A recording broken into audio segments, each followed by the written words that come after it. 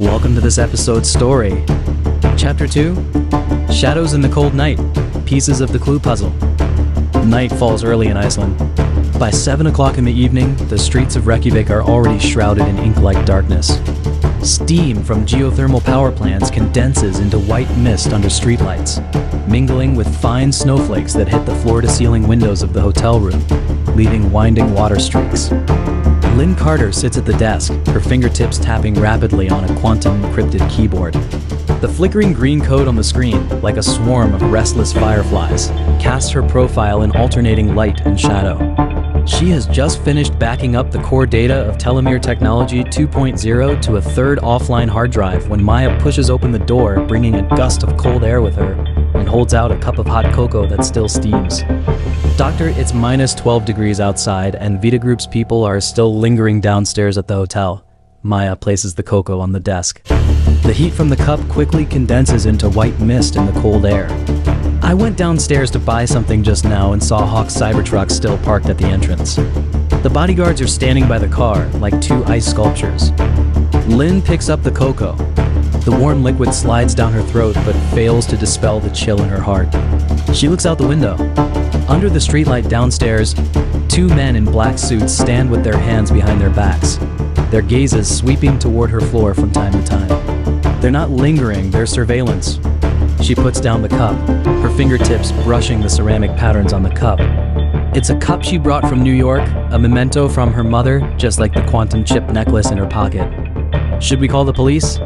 Maya's voice tightens. Icelandic police should handle this kind of illegal surveillance. It's useless. Lynn shakes her head and opens the surveillance footage on her computer, the tiny cameras she installed in every corner of the room that afternoon. Vita Group has too much influence in Iceland.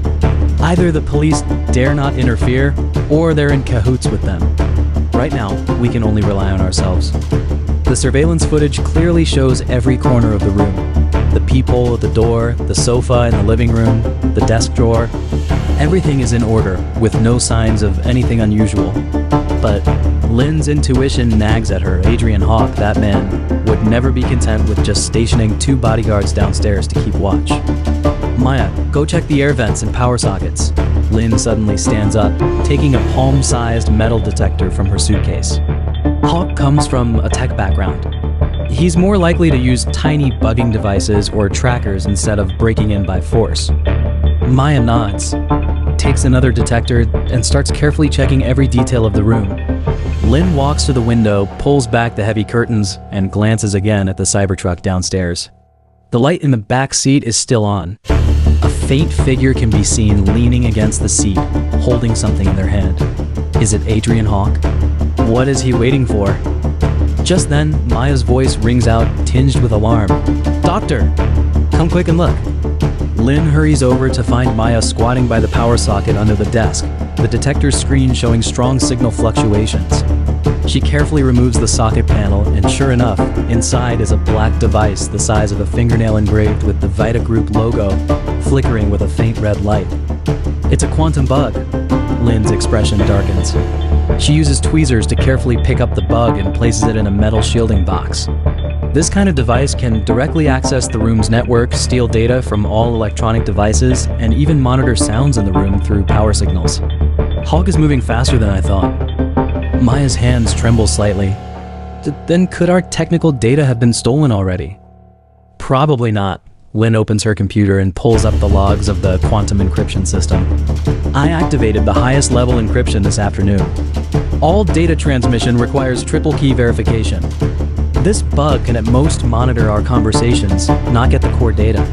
That said, she immediately deletes all temporary files from the computer and hides the 3 offline hard drives in the lining of her suitcase, under the pillowcase, and in the base of the ceramic cup. The cup's base is hollow, a secret hiding place her mother specially designed for her. After taking care of all this, Lynn finally relaxes, leans back on the sofa, and rubs her throbbing temples. She picks up the cocoa on the desk, only to find it has gone cold. At that moment, her phone suddenly vibrates, showing an unfamiliar Icelandic number on the screen. Who is it? Maya asks. Lynn shakes her head, presses the answer button, and says in Icelandic, "Hello? May I ask who this is?" There's a few seconds of silence on the other end, then a hoarse male voice with a thick accent. Dr. Carter, you shouldn't have come to Iceland. Vita Group's waters run deep. That Hawke kid is even more ruthless than his father. Lynn's heart skips a beat. Who are you? How do you know my name? Who I am doesn't matter. The man's voice is low, as if deliberately muffled. I just want to warn you, what happened 20 years ago isn't as simple as you think. Your mother's experiment, Hawke's mother's death, and the technology you're holding now. They're all connected. You'd better leave Iceland as soon as possible. Otherwise, you'll end up like Irene Carter. Wait. Lynn hurries to say, do you know my mother? Do you know what happened 20 years ago? But the other end of the line is already busy, leaving only the beep beep sound. Lynn clutches the phone, her knuckles whitening from the force. Irene Carter, her mother, died in a lab accident 20 years ago. The official conclusion was a virus leak caused by operational error. But Lynn has never believed it since she was a child. Her mother was a world-class genetic engineer. How could she make such a basic mistake? The man's words about what happened 20 years ago, Hawke's mother's death, and the technology being connected. These fragments float in her mind like puzzle pieces, but she can't put them together into a complete picture. Did Adrian Hawke's mother also die 20 years ago? Could their deaths really be related to her own telomere technology? Doctor, are you okay? Maya sees her pale face and quickly hands her a glass of warm water. Lynn takes the water, takes a sip, and manages to calm down. I'm fine. That call just now, it was a stranger warning me to be careful of Vita Group. And he also mentioned my mother and what happened 20 years ago. Maya's eyes widen. Could it be an enemy of Hawke? Or someone who knows the truth back then? I don't know. Lynn shakes her head and deletes the call log from her phone. But what's certain is that I've been drawn into a huge whirlpool, and at the center of it is that accident 20 years ago. Just then, a window pops up on Lynn's computer, indicating a new email. The sender is anonymous, and the subject is just one word: truth. She opens it immediately. Inside is just one photo and a paragraph of text. The photo is a picture of a lab from 20 years ago. In it, her mother, Irene Carter, wearing a white lab coat, stands in front of a huge gene sequencer. Beside her is a blonde woman holding a little boy who looks about 5 or 6 years old. The woman's facial features resemble Adrian Hawke somewhat, and the little boy's silver hair stands out under the light. The text says only, Hawke's mother, Elizabeth Hawke, joined Vita Group's genetic laboratory in 1995 and died in a virus leak in 2015, less than a month after your mother's death. Lynn's breath catches. Elizabeth Hawke, Adrian Hawke's mother, actually worked in the same lab as her mother and died from the same kind of accident in the same month. This is definitely no coincidence. Maya, look up information on Elizabeth Hawke for me. Lynn's voice trembles slightly. The more detailed, the better, including her research projects, family members, and the official report on that accident in 2015. Maya nods, immediately sits down at the computer, and starts searching for relevant information. Lynn holds the photo, studying the two women in it carefully.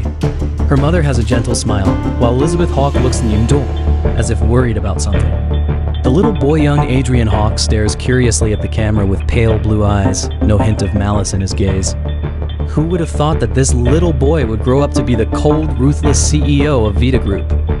Who would have thought that their mothers would both die in that mysterious accident 20 years ago? At that moment, Maya suddenly exclaims, "Doctor, come look."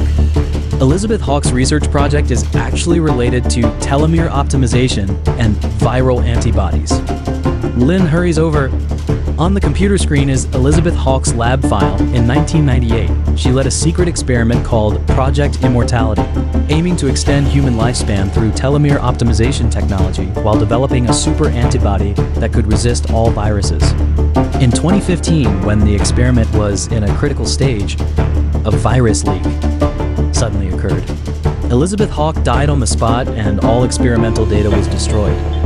Project Immortality, Lynn murmurs. The core principle of her telomere technology 2.0 is exactly telomere optimization plus viral antibody, almost identical to Elizabeth Hawke's experiment. Could her technology really be related to the 20-year-old Project Immortality? Was her mother also a participant in this project back then? Even stranger, Maya continues.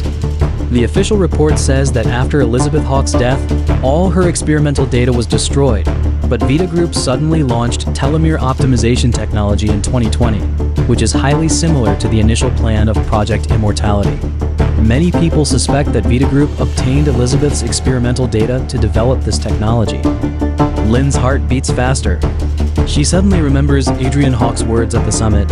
"Your mother's experiment is inseparable from my mother's death." How much does that man really know? Is he approaching her to seize her technology, or to investigate his mother's cause of death? Just then, there's a faint click from the room door, as if someone is picking the lock with a master key. Lynn and Maya exchange a glance, panic in both their eyes. "Quick, hide the hard drives," Lynn whispers, quickly tucking the hard drive hidden under the pillowcase into the inner pocket of her clothes. Maya hides another hard drive in her shoe. They've just finished when the door is gently pushed open. A man in a hotel waiter's uniform walks in, pushing a food cart, a stiff smile on his face. "Hello, Dr. Carter. This is the dinner you ordered." The man's voice is a little hoarse, his eyes scanning every corner of the room. Lynn's hand Chow moves toward the pepper spray in her pocket. Shh, never ordered dinner. This man was sent by Adrian Hawke. "I didn't order dinner." Lynn keeps her voice steady. "Did you get the wrong room?" The man's smile freezes. He suddenly pulls a dagger from the bottom of the food cart, his eyes turning fierce. "Dr. Carter, if you know what's good for you, hand over the core data of the telomere technology. Otherwise, don't blame me for being rude." Maya steps back in fright, but Lynn calms down instead.